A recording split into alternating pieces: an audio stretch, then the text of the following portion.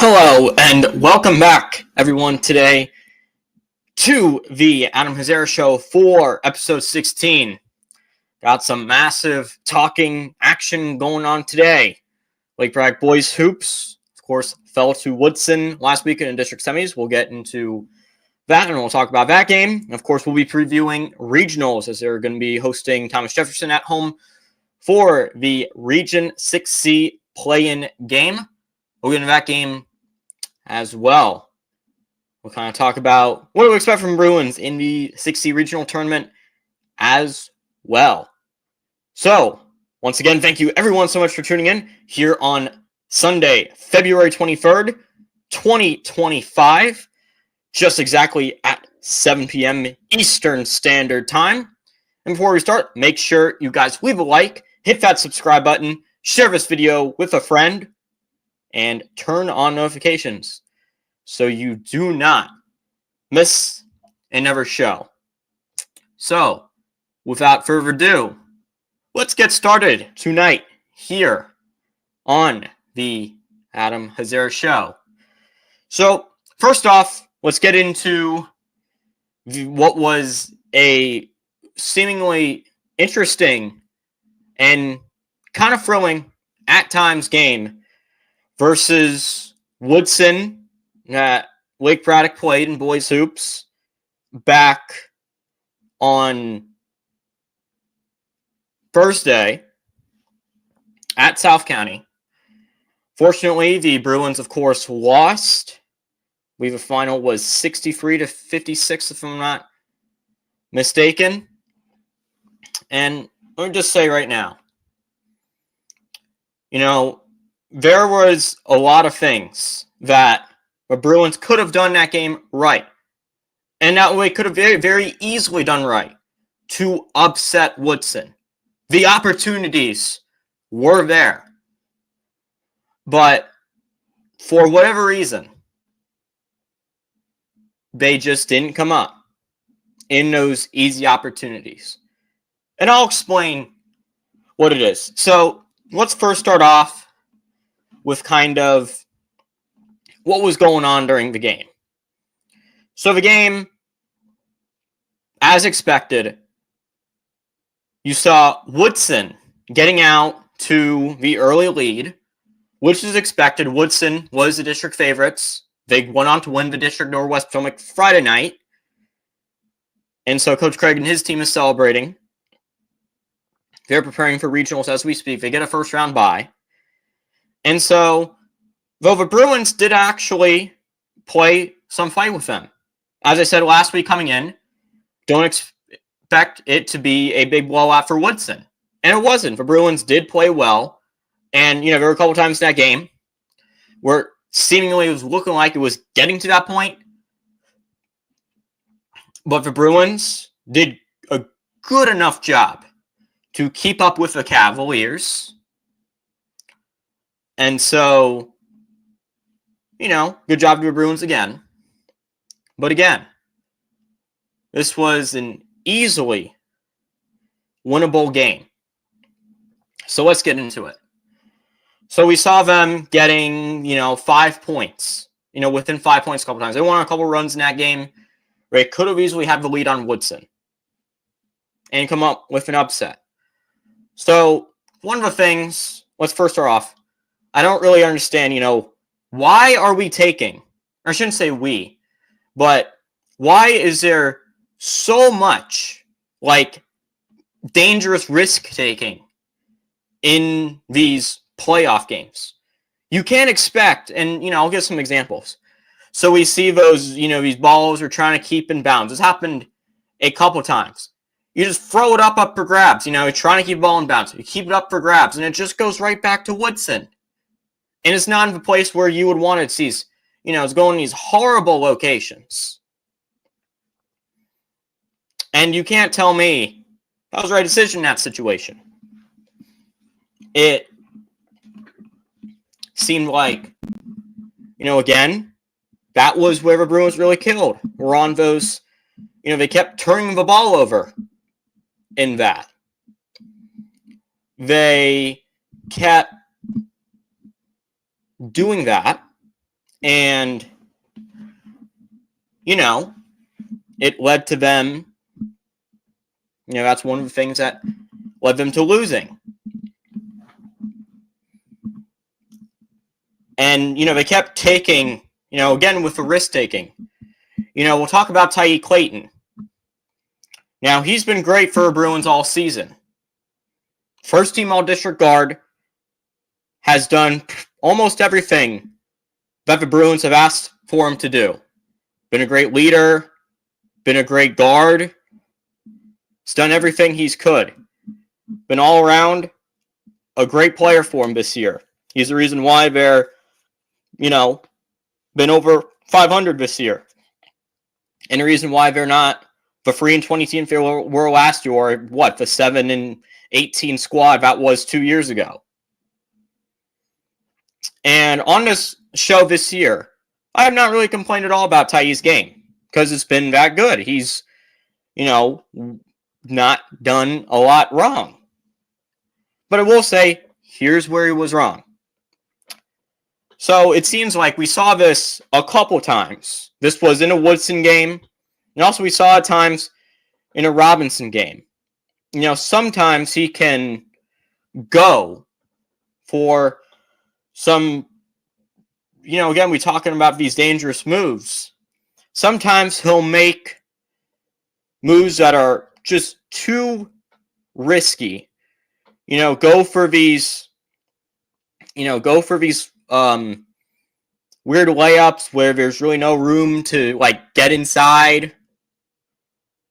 And then it just ends up going back to your team in a turnover fashion. And I understand, you need to take, sometimes you probably do need to take chances against a team like Woodson. But it has to be to a point where you're being careful, because if you make one costly mistake, Woodson is going to get you back hard for it, especially for a team as talented as they are. You can't be giving the ball up.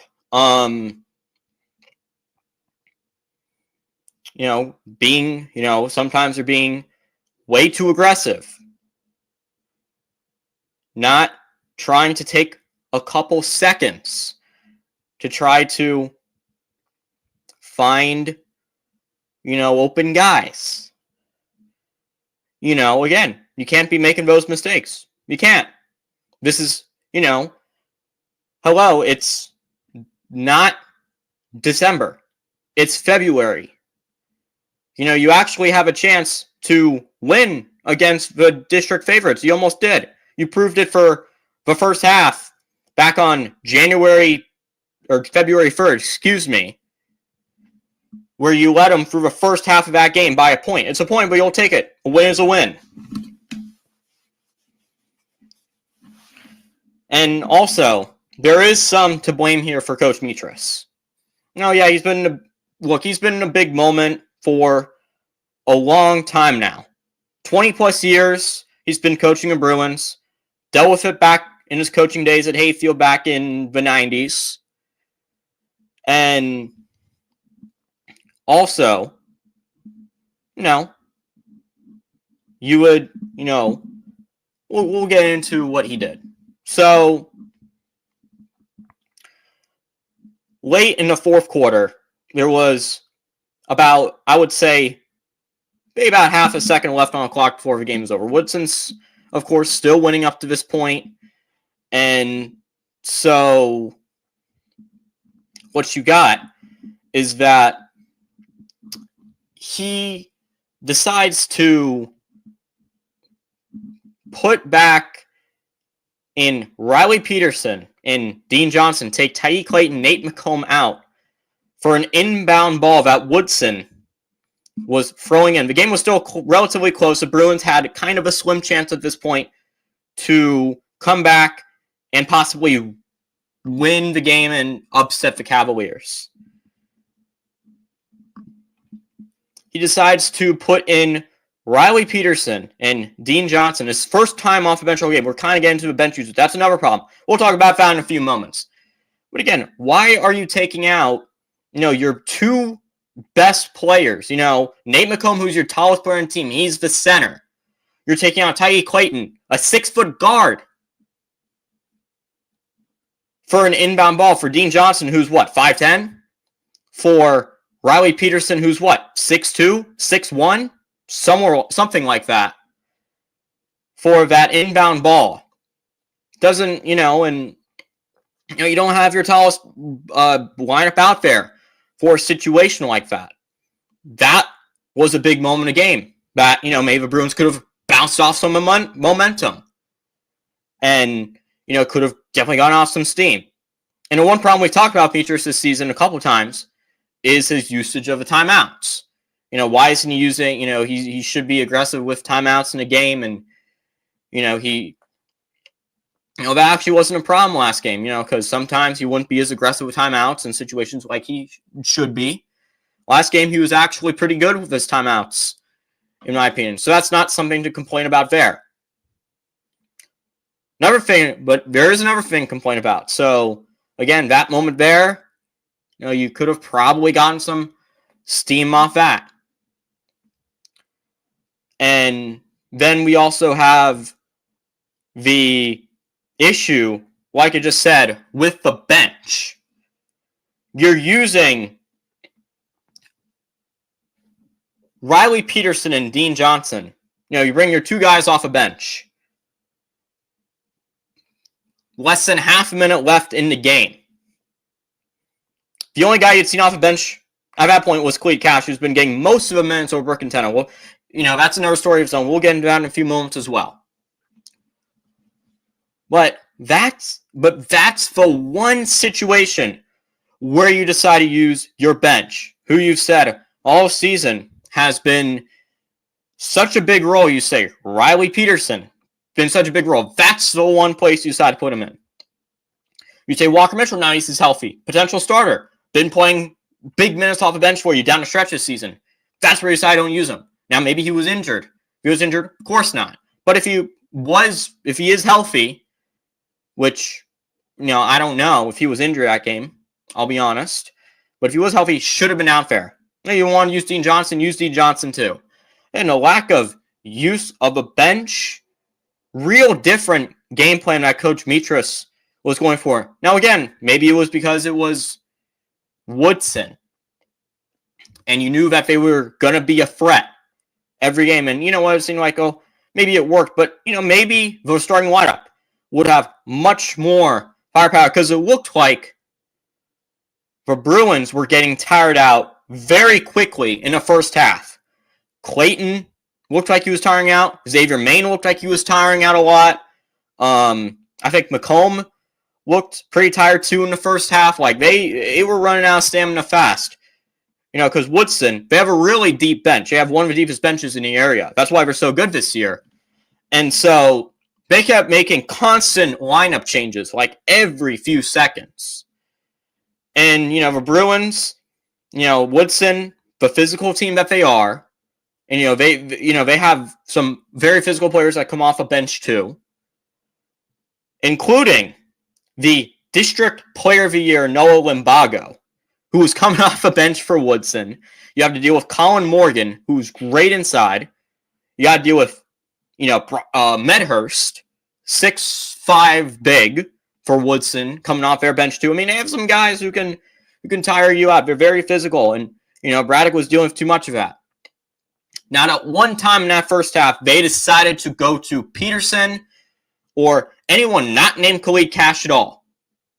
Peterson seemed healthy if he could come in that situation. It was such a big situation that he could come in there, but he couldn't come in earlier in the game.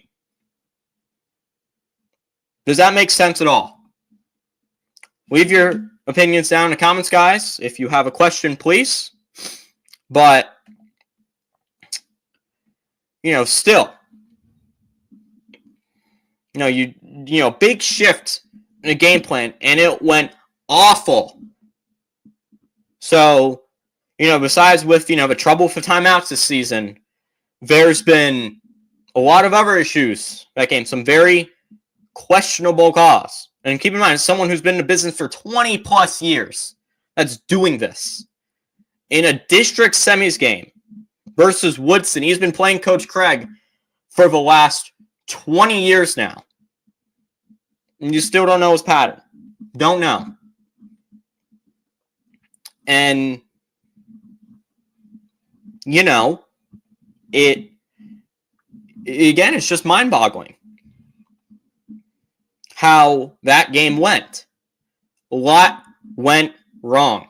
Finally, one more thing. Why is Khalid Cash not starting over Brooke Tenna? So Brooke Tenna has been one of the main starting guards this season. I believe he's been a starting 2 alongside Clayton in the backcourt. But, Brooke Tenna, he's shown some nice moments this year, but down the stretch this year, he's not done any consistent work at all. He's been pretty quiet the last 2 games. Now, this is no knock him saying he's bad or anything like that. It's just that the Bruins need a spark. And this is why Khalid Cash should be starting. Khalid Cash, he's a 3-year varsity player now. I shouldn't even say starter. This is a guy who was actually getting varsity starts as a freshman 2 years ago. I think he was also getting starts last year. And of course, again, he was injured for much of the first half of the season because of the wrist injury he had in football. He's recovering from surgery with that. And so the Bruins weren't playing him. Finally, he got healthy, and he's actually been pretty consistent. He's had a lot of really big moments for Bruins. And, he's gotten a lot more minutes probably than Brooke Tenna in these last few games down the stretch. And, the 2 postseason games that the Bruins have played so far as well. But it doesn't understand, why are we not going with Khalid Cash? Your 3-year varsity guy who's probably had more experience in these big moments. He also plays football. He's a first-team all-region free safety in football. He, with Coach Doc and his group over there, in the fall, he's probably dealt with more pressure in a big moment. Bruins have a tough schedule in football since they're really good. In and out district, competition-wise. Patriot District's always really competitive over there. And, he's handled that. He's also gone through a lot, being a 3-year varsity. He's gone through some of the worst years in the program's history. And he's still on a team, only a junior. You're starting him over Brooke Tenna, who, again, has not been solid, but as of late. And Cash, coming off the bench, doing some really good things for the Bruins. He actually had a pretty decent game off the bench for the Bruins. Getting majority of the minutes. Been good defensively as well. Very physical guy. Being a free safety. A solid player to watch. So, in terms of who should be starting, he should be the one who's starting. He's had the hotter hand. He's had the experience much more than Brooke Tenna has. And again, no knock on Brooke Tenna at all. This is just clearly what it has been. These are the facts that we all know. And, it's still kind of baffling to me that they haven't started Khalid Cash at any point down the stretch. Brooke Tenna could still get some minutes off the bench. The 2 should actually swap roles, in my opinion. And Brooke Tenna comes to the bench, made for Clayton or Cash in that situation. But again, Khalid should be getting most, if not at all, most of those minutes in these games. These are big games. Now, I'll tell you, the Bruins actually, in my opinion, have a slim chance of making the state tournament this year. Now, again, it's going to be really hard. And they probably won't. Don't get me wrong, they probably won't. Not because they're bad, but just the teams they have to go through. They have to go through teams like Woodson again. They have to go through a really good Hayfield team who I think is going to win the region. Always really good. Always a state contender. And when back-to-back state titles, a couple years ago, they were in the Final Four last year, probably on pace to maybe get back to that same area this year, it seems like. Edison can be good. West Potomac is really good, especially in the postseason. They're always going at it with everybody. Even though they're the 2 seed this year, they're not like the 5 or, one of those lower seeds. It's not like, I guess maybe they're a little bit surprised because they weren't as good this year. We have Chris Morrison back, one of your players who, led him to a region title last year from Bishop O'Connell. He's still really good. He's a big part of that team again. They have some other good players there as well. They could very well make the state tournament. Now, I don't know if the Bruins would play in the game after Jefferson. We'll get in that Jefferson game in a few minutes. But for the Bruins, if you really want to put your best front forward, put Khalid Cash in as a starter. Again, most experienced guy. Been the hotter hand lately besides Brooke and Tenna. Cash should be starting. And you could still start him. It's never too late. And Khalid Cash can attest to that.